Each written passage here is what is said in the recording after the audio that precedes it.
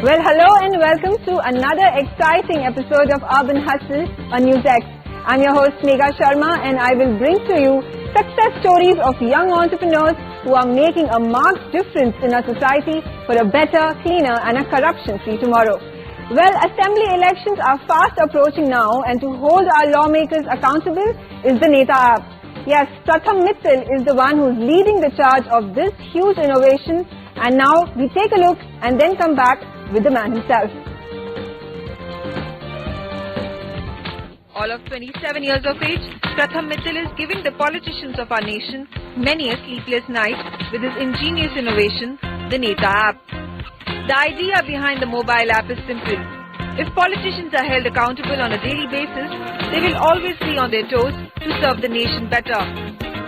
So just like you rate your food, restaurant, salon or a movie experience, you can download the Neta App to rate the leader of your constituency. With the upcoming assembly elections round the corner, Pratham has already got the pulse of the coal-bound states of Rajasthan and Madhya Pradesh with the Neta App.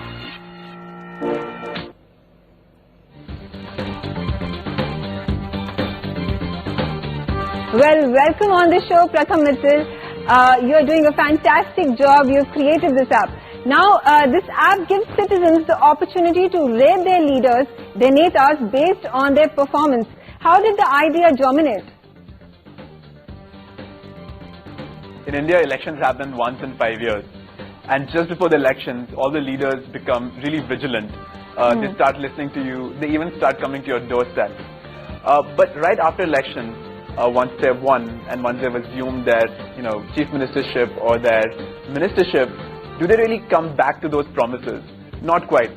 And so that's where the Neta App comes in. The idea for this really came from the fact that today we are rating everything. We are rating our restaurants, we are rating our Uber drivers, you name it, and we are rating it. And because of this rating, there's a certain sense of improvement in the services that are given to you. So imagine if would your driving experience in an Uber would really be as good if the driver did not feel that he had to maintain his rating? Not at all. Now, because he has to maintain a rating, he's going to make sure that you have a good experience. And the same kind of dynamic you want to bring to politicians as well. If the politicians know that they are being rated on a daily basis, of course their behaviors will improve. Of course they'll remember their promises. And of course they'll keep coming to you and helping you through the journey of those 5 years that the elections are not on their heads. Well, absolutely. If your netas are being looked at on a daily basis, they will act accordingly. My second question to you, what kind of challenges did you face when you launched this app at the first place just a few months ago? In the beginning, we had a lot of challenges, right? So we had challenges of authentication. Anyone could just download the app and just leave a vote. But we had to make sure that each person that is leaving a vote is a genuine voter. Not just a genuine voter, but a genuine voter of that constituency where that leader is from, where he is rating. So that became a huge challenge, and so we had to leverage a lot of technology to make sure that that authentication is possible, that all of our users are real users and not just trolls who are out there to spoil a leader's reputation or just to defame him.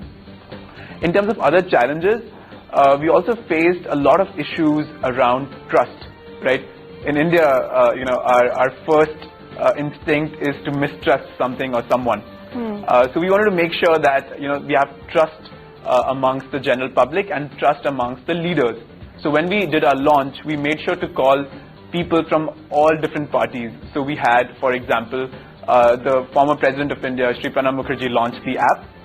And in the presence of the Chief Minister of Delhi, Shri Kejriwalji, people from BJP, people from Congress, people from BSP. So we had all these parties represented.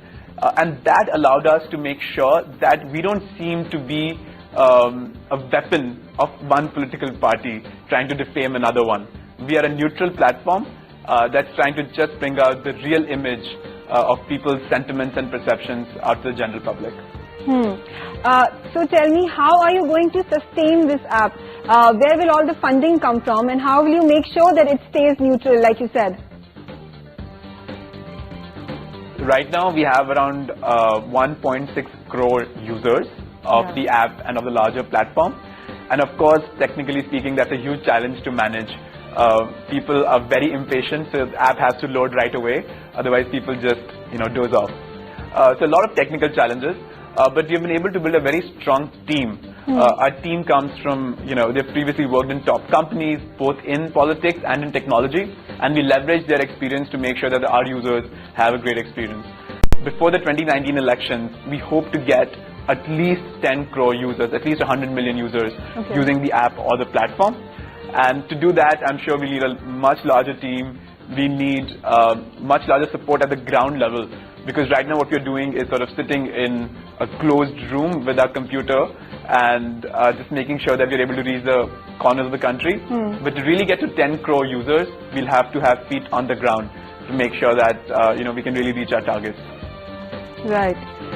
Pratham, I'm curious to know what inspired you to get into this business of making a Neta app for the welfare of our country, for our nation.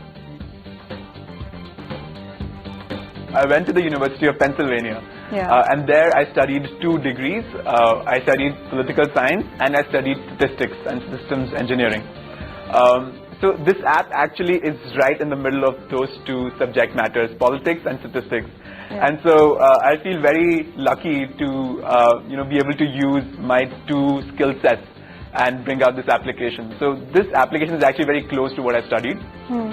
I could have picked anything. In fact, I started off my career in technology, but running a very different kind of company where we create software for large publishers like the New York Times, Wall Street Journal, etc.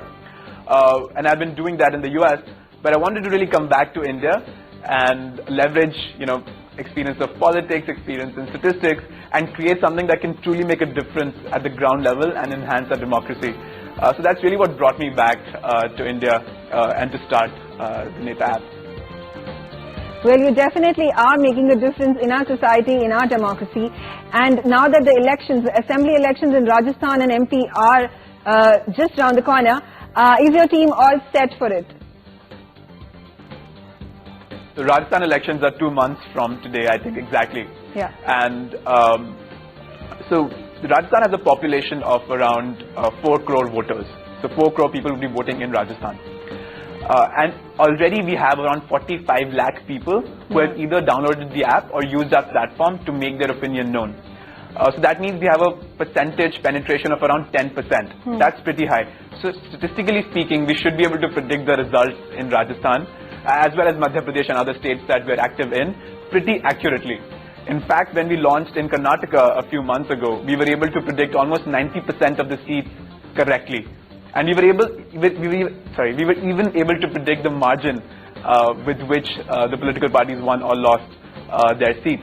So we're really excited to do the same in Rajasthan, and we're aiming for 100% accurate judgment in terms of each of the seats, each of the 200 seats in Rajasthan and the 230 seats in Madhya Pradesh. Well, there must be many parties, many political parties trying to approach you, woo you to refurbish numbers for their benefit. How do you plan to maintain neutrality and not get under the influence of these parties? So every now and then we get a few hate mails or we get emails luring us, that we should change the votes of this person or that person, that this party wins more seats and this party loses more. But at the end of the day, we are a transparent platform. Anyone can download our app or go to our website and see the results of each constituency in real time. And so since the data is completely transparent, we ourselves cannot really change anything by coming in contact with any political party or anything like that. At the same time, there's this concept of the blockchain, which basically means that all the data that we have exists in a public database that cannot be hacked, that cannot be changed, that cannot be manipulated in any way by any party that has a vested interest, including ourselves. So the data that exists is like the Holy Grail that cannot be changed, edited or manipulated in any way.